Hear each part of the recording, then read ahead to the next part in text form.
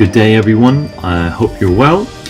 This video is about Ruqyah, Islamic spiritual healing. I wanted to talk about it specifically because it lines up to some future work that I'm going to do about where Islamic magic and Islamic Ruqyah line up to similar European traditions in regards to fairies. So when I'm talking about the Islamic magic and Islamic traditions like Ruqyah, healing traditions rather, I'm seeing that as the tools to deal with jinn infestation and oppression, and to then kind of marry that up and look at it in a future video talking about how that reflects on things like European witchcraft or perhaps a lesser known term, a fairy doctor. And a fairy doctor was a specific role in, I believe there would have been versions of it across Western Europe as a whole, but the term is related to Irish folklore from what I can see from my research.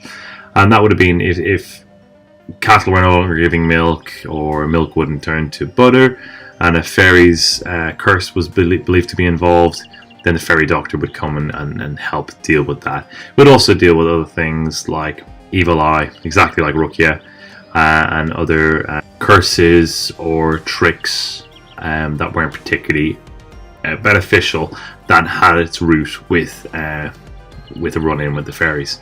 So anyway, that's a kind of a long-winded way of saying the point of this video is to build the foundation for a future video when I talk about those kind of European traditions and how they are very similar to Islamic traditions, and that raises questions in itself. Either we have a shared heritage with Abrahamic religions being prevalent in both areas, or we're talking about a human methodology that was designed to deal with these kind of intrusions from jinn or from fairies. Anyway, that's the introduction. I hope it's not too labored, and let's get started. So Ruqyah, spiritual healing.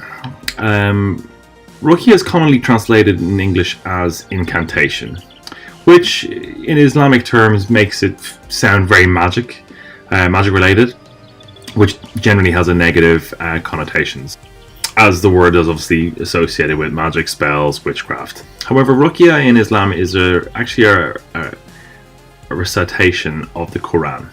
It's about seeking refuge. It's remembrance and supplications. And these are used to treat sicknesses and other problems.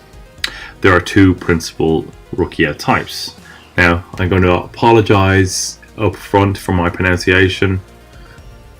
I know it's generally awful, so please forgive me. So first type is Ruqyah Ash Sharina, and the second type is Ruqyah Ash Shirkiyah.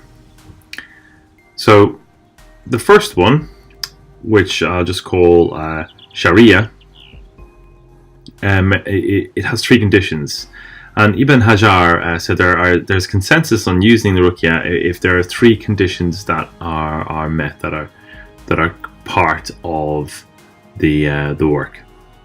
One, it must be with the speech of Allah, His names and attributes. Two, it must be in the Arabic language, or what is known to be its meaning in other languages.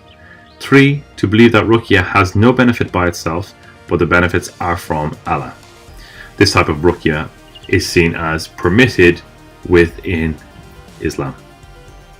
Now, the alternative type I mentioned earlier, Ruqyah Ash Shirkiyah, this contradicts the conditions laid out in the previous type I've just mentioned. As within Shirk, which I'm going to call it for ease of pronunciation, is associating partners with Allah. It leads the person to destruction in his life, and is believed to increase calamities and sickness. Because what's happening with Shirk is they are invoking the names of other beings that are not Allah. That's the primary transgression of this type of Ruqyah. So it includes magic, learning, practicing or teaching it, fortune telling, horoscopes, superstitious beliefs, charms and amulets. Again, there's still a lot of back and forth on this. It's very common for people to use charms and amulets for protection. It depends kind of how rigid your form of Islam is, in whether or not that you would see the use of charms and amulets as being haram.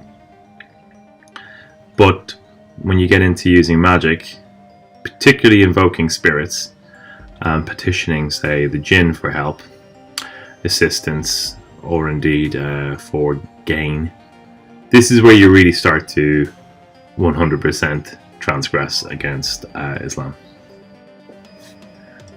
So part of kind of understanding what Ruqyah is also understanding, well, what it's not. And what it's not is magic. But it is a very close relative to magic. So in terms of some of the Islamic thinking on magic, it's useful to think about what that definition might be. So first off, one of the definitions for what is not permitted, as I've already outlined, is the invocation of beings that are not Allah, which is where jinn sorcery again is very, very haram. This is where you have things like the evil eye or talismans and curses. Second thing is an incantation, not a spell and a statement that are used in speeches, written or in actions that have an effect on the body, the heart or the intellect of a person without having direct contact with the person. So you can injure at a distance or affect at a distance. So irrespective of distance, someone can injure, cause illness, destroy or prevent relationships from happening, and cause all manners of destruction to people's lives.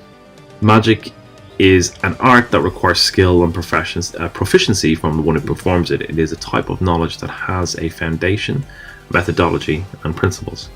However, learning it is not permissible, and it is kufr, or disbelief, because it cannot be learned or practiced without requesting the help of Satan or Shaitan and worshipping him or using forbidden and unlawful things.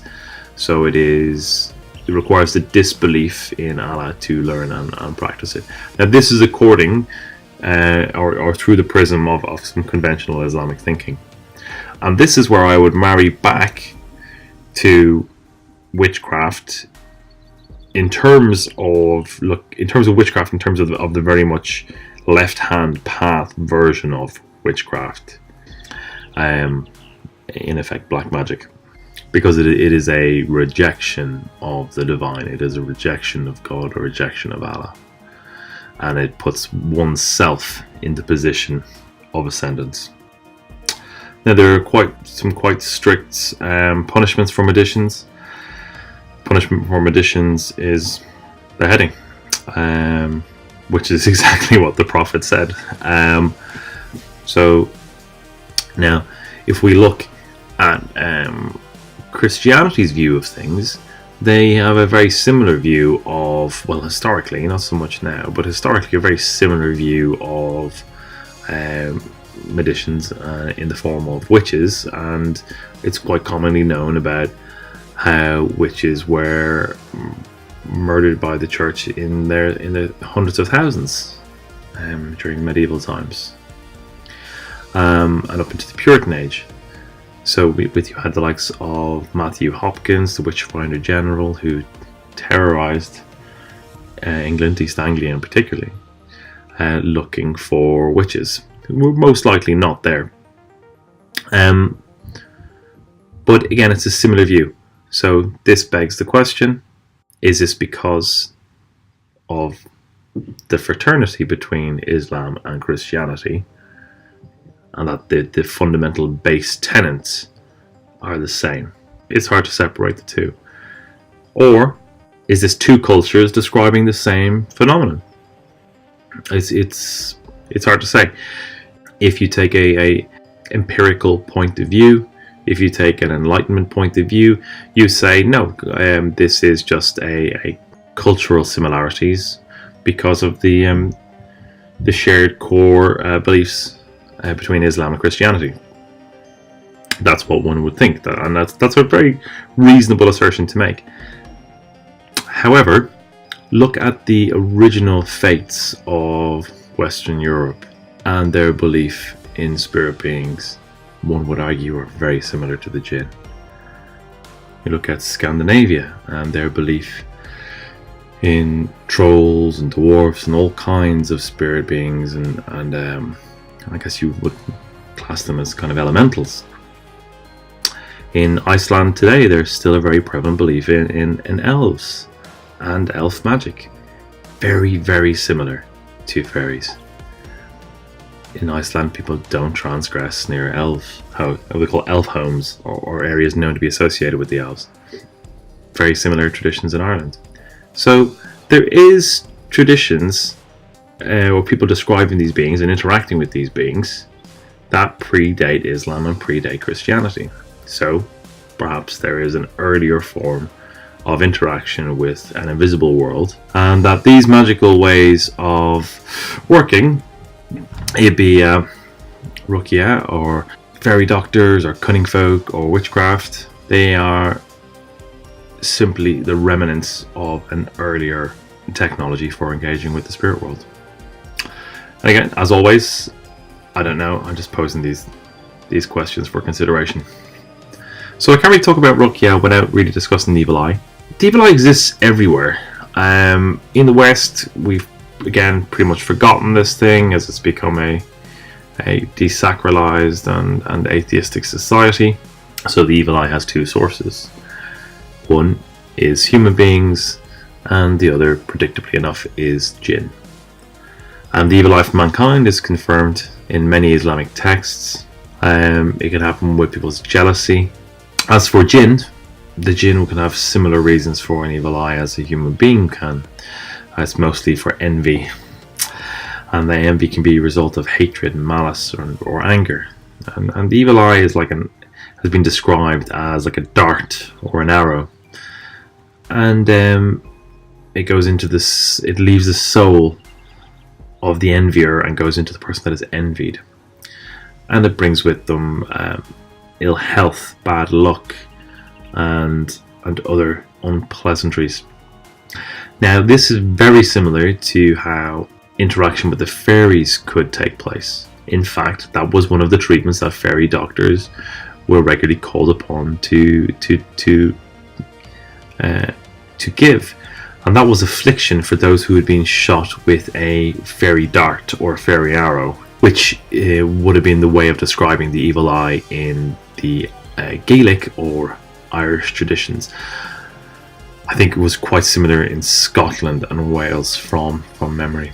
So you have, again, the exact same thing being described in Islamic traditions and in Western European traditions, and also using the same language. It's using it as the evil eye as like a spear or an arrow, and then the fairy doctors are talking about it as an affliction that is relayed by a dart or an arrow. And interestingly enough, the Paleolithic arrows heads that were kind of lying around the place in rural Ireland were actually called fairy arrows by the peasantry. They were seen as this is the actual empirical evidence of the fairies. These are their arrowheads. But also the fairy darts would afflict animals, as I mentioned earlier. So that's one to consider there. And that was a way of getting at the family as a whole by preventing a food source, bringing ill health to an animal, particularly in very, very poor peasant families, could cause absolute devastation. So I know this is a bit of a meandering video, so my apologies if it doesn't make much coherent sense. I hope you found it interesting. I know I do. It's interesting to see how these parallels exist in very different societies. And I know there's a lot of you out there that are very, very knowledgeable, far more knowledgeable than I am when it comes to things like Ruqyah and certainly Islamic mysticism and most certainly the jinn. But you can see where I'm getting to with this. Where I'm drawing parallels with fairies, with European traditions. It's very hard to find a living tradition that matches the living in Western Europe, that matches the living tradition of Ruqyah, because Ruqyah is an inherited tradition. It's one that has existed alongside conventional Islam, whereas the modern schools of witchcraft and magic in Western Europe are essentially dislocated from the earlier traditions. People have pieced together what they think things are, or they think what they think the practices were. You really struggle to find a genuine tradition in Western Europe that has a legacy. I could be wrong on that, but certainly it seems to be most Western magical traditions are an amalgamation of Hermetic, Greek, Jewish and Egyptian ideas. There are some alchemical European traditions, but again, I mean, the name gives it away, as Al-Chem. They go back to the Arabic world. So that's why I'm quite interested in kind of traditional European witchcraft and fairy doctors, because they seem to be talking about the same thing that Ruqyah practitioners are doing. The principal difference between witchcraft and the fairy doctor, and this is why I think the fairy doctor role and tradition is very similar to Ruqyah, is the fairy doctor would be a Christian, a Catholic to be specific. They would have a practicing faith, and it's this practicing faith that they would use to invoke dominion over fairies that have afflicted somebody, very much as the Islamic world would implore Allah to act and intercede on their behalf. Then the fairy doctor would implore God and Jesus Christ to intercede on their patient's behalf. And where you would recite surahs, they would recite prayers. What those prayers were, I don't know. So if anybody has any good sources, I'd really appreciate being pointed in the right direction of them. Well, that's it from me. I hope that was interesting, and as always, subscribe for more, join in the conversation below the video, share your knowledge. Talk soon and goodbye.